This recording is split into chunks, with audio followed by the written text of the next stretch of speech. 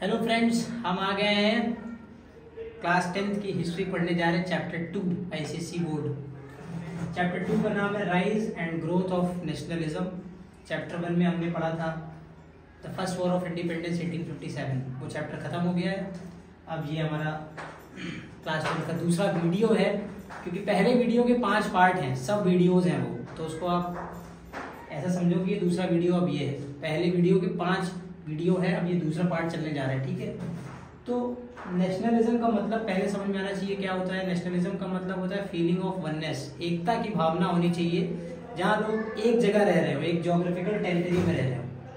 जैसे इंडिया की एक बाउंड्री है, टेरिटोरियल बाउंड्री, उस बाउंड्री के अंदर रहने वाले लोगों के अंदर एकता की भावना होनी चाहिए, जिनका कल्चर एक ही जैसा हो, जिनके आइडियाज एक हो और इनकी इतिहास पिछला एक ही रहा हो। आइडियाज लोगों के डिफरेंट हो सकते हैं, लेकिन जब बात देश की आती है तो सबके विचार एक जैसे हो जाते हैं, चाहे वो किसी भी पार्टी या किसी से भी रहे, किसी भी मत से रहता। तो हम चलते हैं उसी समय 1857 के आसपास है एरिया में हम लोग। फैक्टर्स क्या है rise and growth of nationalism की, क्यों देश भावना की फीलिंग सबसे ज्यादा जागी उस समय। तो इसकी एक मैंने ट्रिक बनाई है, इसको आप कह सकते हो प्रेस ITR। क्या कह सकते हैं? Press ITR।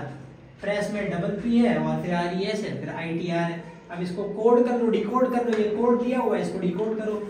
P से पहले क्या है? Political and administration unification, administrative unification. दूसरे वाले P से है पॉलिटिकल एसोसिएशन। तीसरे वाले R से है रिप्रेसिव कॉलोनियल पॉलिसीज। चौथे वाले E से है इकोनॉमिक एक्सप्लॉयटेशन। उसके बाद S से है सोशियो रिलीजियस रिफॉर्म मूवमेंट्स। फिर I से है impacts of western education. T से है the role of the press और R से है racial discrimination by the British. यही हमारी ट्रिक है, ये हमें याद हो जाएगा। इसके अंदर समझना बहुत ही ज्यादा आसान है। कैसे? पहला पॉइंट दिया हुआ है पॉलिटिकल एंड एडमिनिस्ट्रेटिव यूनिफिकेशन। उस समय अंग्रेज भले ही अच्छे नहीं थे, बहुत स्वार्थी थे, लेकिन फिर भी उन्होंने कुछ अच्छे काम किए अपने स्वार्थ में। वो अब फायदा हम लोगों को होता है आज के समय भी। जैसे उन्होंने रेलवे बना दिया, टेलीग्राफ बना दिया, रोड एंड कनाल्स बनाए, तो वो हमारी आज तक हेल्प करते हैं। हमारा कम्युनिकेशन अच्छा है, हमारा इंफ्रास्ट्रक्चर अच्छा हो गया उस वजह से। तो ये तो एक अच्छी चीज रही। तो सेकंड पॉइंट पे आते हैं पॉलिटिकल एसोसिएशन। इस समय की जो सबसे पुरानी पार्टी है इंडिया में, वो इंडियन नेशनल कांग्रेस 1885 में बनी थी।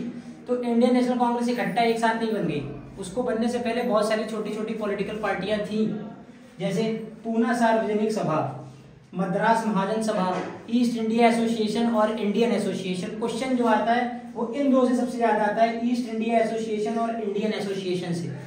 ईस्ट इंडिया एसोसिएशन के बारे में बता रहा हूँ, वो ध्यान से सुनना। 1866 में दादा भाई नौरोजी ने लंदन में इस ऑर्गेनाइजेशन को बनाया, जिसका नाम था ईस्ट इंडिया एसोसिएशन का।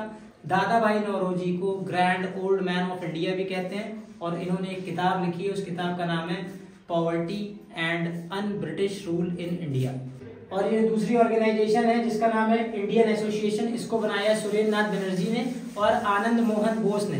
बेसिकली इनका मेन मकसद यही था कि जो ICS का एग्जाम होता था, इंडियन सिविल सर्विसेज का एग्जाम, जिसको आज UPSC का एग्जाम कहते हैं, ISPCS का एग्जाम होता है वो, तो अंग्रेजों ने एज 21 साल से घटा के 19 साल कर दी थी। अब मोटा मोटा अगर एग्जाम्पल लो, अगर एक लड़का एक लड़की 17 साल या 18 साल या 16 साल की उम्र में इंटर पास करता है, तो उसके पास क्या 1-1.5 साल ही रहेंगे क्या IAS की तैयारी करने में? वो कर ही नहीं पाएगा।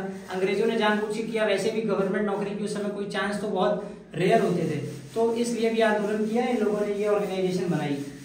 उसके बाद ये बन गए हमारे पास पॉलिटिकल एसोसिएशन बन चुके हैं। रिप्रेसिव कॉलोनियल पॉलिसी तीसरा पॉइंट है। इसके तहत अंग्रेज जो थे उन्होंने ऐसी कई सारी नीतियां बनाई जो भारतीयों के अधिकारों का दमन करती थी। जैसे DD 1877। What is DD 1877? Delhi दरबार ऑफ 1877। इस दिल्ली दरबार 1877 में क्या हो रहा था? जो क्वीन विक्टोरिया थी उनका काफी सेलिब्रेशन किया जा रहा था, क्योंकि उनको टाइटल दिया जा रहा था कैसर ए हिंद का। QUAISER hyphen hyphen means dash HIND, कैसर ए हिंद का उनको टाइटल दिया जा रहा था। ये प्रोग्राम 14 दिनों तक चला था। भारत में उस समय अकाल पड़ा हुआ था, अंग्रेजों ने किसानों को पैसा देना जरूरी नहीं समझा, उनकी मजबूरी जरूरी नहीं समझी, जबकि उन्होंने ये प्रोपोगेंडा करना ज्यादा जरूरी समझा। इसमें करीब करीब 15,000 भारतीय और यूरोपियन ट्रूप भी शामिल थे, 63 महाराजा आए थे।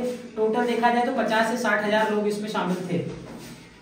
इंडियन आर्म्स एक्ट 1878 का है। ये इंडियन आर्म्स एक्ट 1878 क्या है, इसके तहत ये था कि जितने भी भारतीय अगर उनको वेपन लेना है, बंदूक लेनी है या असलहा लेना है, तो उसके लिए उनको लाइसेंस लेना पड़ेगा। लेकिन वहीं पर अगर यूरोपियन है, अगर उसको कोई बंदूक खरीदनी है तो उसके लिए लाइसेंस लेने के लिए कोई रिक्वायरमेंट नहीं थी। तो ये भी सिर्फ हम ही लोगों के ऊपर इम्पोज किया गया इंडियन आर्म्स एक्ट 1878 के तहत। मैं ये कहना चाहता हूँ कि जब ये दिल्ली दरबार 1877 हुआ और ये इंडियन आर्म्स एक्ट 1878 हुआ, ये वर्नाकुलर प्रेस एक्ट 1878 हुआ, इस समय जो लॉर्ड थे वो कौन थे? Lord Bulwer Lytton, BULWERLYTTON, Lord Bulwer Lytton थे। बहुत अच्छी बात, मैंने दिल्ली दरबार समझाया। इसके बाद है इंडियन आर्म्स एक्ट, ये भी समझा दिया। फिर तीसरा क्या है? Vernacular press act. वर्नाकुलर का मतलब होता है मातृभाषा में।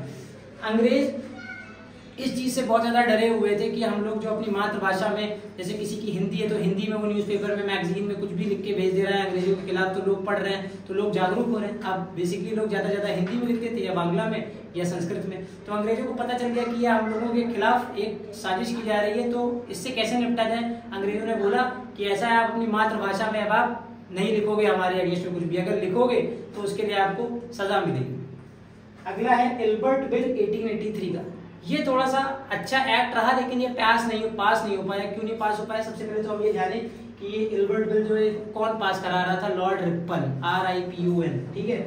इस एक्ट के तहत ये था कि जितने भी दोषी होते थे जिनको कोर्ट में प्रोड्यूस किया जाता था जज के सामने, those who had been produced before the magistrate, तो मजिस्ट्रेट, इन्होंने बोला लॉर्ड रिपन ने कि जो मजिस्ट्रेट होगा, जो जज होगा, वो जज इंग्लिश तो होगा ही, लेकिन उतने ही नंबर्स में इंडियन जजेस भी होने चाहिए। लेकिन इस चीज का विरोध यूरोपियंस ने किया और ये आफ्टर ऑल पास हो नहीं पाया।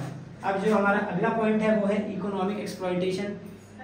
अंग्रेजों ने हम लोगों का आर्थिक रूप से बहुत ज्यादा शोषण किया है। जैसे किनका किया है?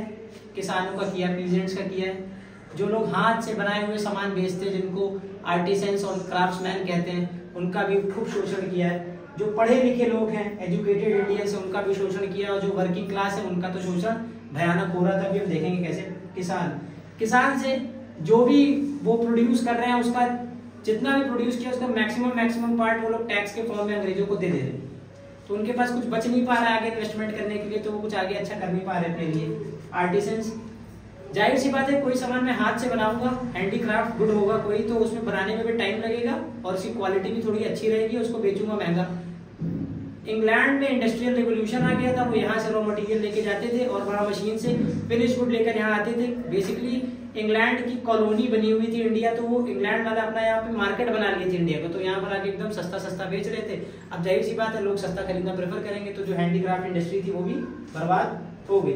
वर्किंग क्लास का शोषण कैसे हो रहा है? मान लो मुझे मेरे यहाँ 5 लोगों को एम्प्लॉय रखना है और मेरे घर के बाहर करीब 100 लोग खड़े हुए हैं, मुझे रख लीजिए, तो मैं किन 5 को रखूंगा? मैं उन्हीं 5 को रखूंगा जो सबसे कम पैसा लें और जो अच्छा काम करें। तो इसी तरीके से उस समय भी बेरोजगारी थी, तो उससे निपटने के लिए वर्किंग क्लास भी सफर कर रहा था। एजुकेटेड इंडियंस, जो पढ़े लिखे लोग थे, उन लोगों को नौकरियां जो थी, सरकारी नौकरियां, गवर्नमेंट जॉब्स थी, उनको नहीं मिल पा रही थी, क्योंकि और अगर जिन लोगों को रेयरली मिल भी जाती थी तो उनको प्रमोशन नहीं मिलता था। इस तरीके से अंग्रेजों ने हम लोगों का इकोनॉमिक एक्सप्लॉयटेशन किया। अगले पॉइंट पे पहुंचेंगे, सोशियो रिलीजियस रिफॉर्म मूवमेंट्स। इसका पहले तो हम मतलब समझ लेते हैं। सोशियो रिलीजियस रिफॉर्म मूवमेंट का मतलब क्या है? सोशियो मतलब होता है सामाजिक, रिलीजियस मतलब होता है धार्मिक, और रिफॉर्म का मतलब होता है सुधार। तो सामाजिक और धार्मिक सुधार कुछ हुए हैं। किन लोगों के आने की वजह से? राजा राम मोहन रॉय और ज्योतिराव गोविंदराव फुले, JG फुले। राजा राम मोहन रॉय ने 1828 में ब्रह्म समाज का स्थापना किया था, और उसी के 1 साल के बाद 1829 में लॉर्ड विलियम बेंटिक के साथ मिलकर इन्होंने सती प्रथा सिस्टम को अबॉलिश करा दिया। इनका जो वीकली न्यूज़पेपर था उसका नाम था संबत कौमुदी, ठीक है। इन्होंने समाज में औरतों, महिलाओं और लड़कियों को एजुकेट करने का भी बहुत अथक प्रयास किया। ये काम इन्होंने भी किया। जितने भी समाज सुधारक है सबने शिक्षा के क्षेत्र में, पॉलिटिकल अवेयरनेस के क्षेत्र में बहुत सारे काम किए। अगला पॉइंट है ज्योतिराव गोविंदराव फुले। इन्होंने क्या किया, समाज में बहुत पिछड़े टाइप के लोग थे उस समय, जिनको अपलिफ्ट करने का काम किया। उनका कहना यह था कि सब लोग एक ही भगवान की संतान है और किसी भी तरीके से जाति में डिस्क्रिमिनेशन नहीं होना चाहिए, मतलब कास्ट डिस्क्रिमिनेशन नहीं होना चाहिए।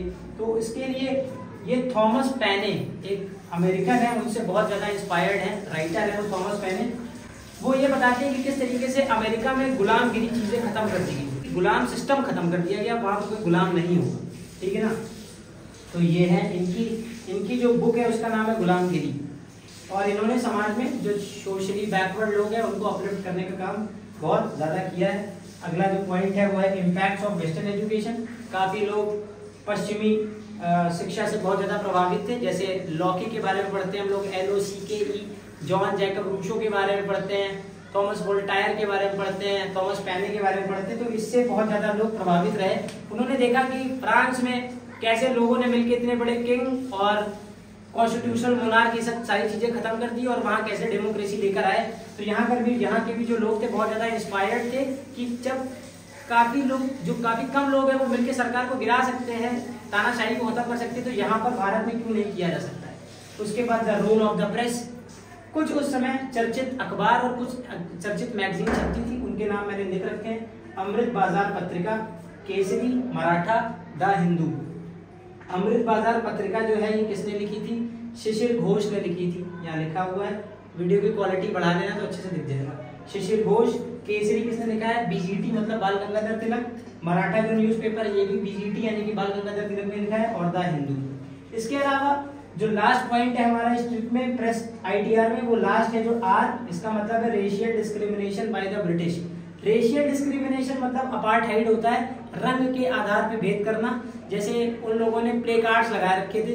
प्ले कार्ड्स का मतलब क्या होता है, placard PLACARD, placard मतलब होता है नोटिस बोर्ड पे लगा रखा था, Indians and dogs are not allowed. मतलब इतना ज्यादा उन लोगों को कॉम्प्लेक्शन हो गया था कि वो भारतीयों के साथ उठेंगे बैठेंगे भी नहीं, हम लोगों को एकदम निम्न स्तर का समझ रहे हैं। अब जो भी अगला वीडियो आएगा वो उसमें हम आगे डिस्कस करेंगे। Thank you.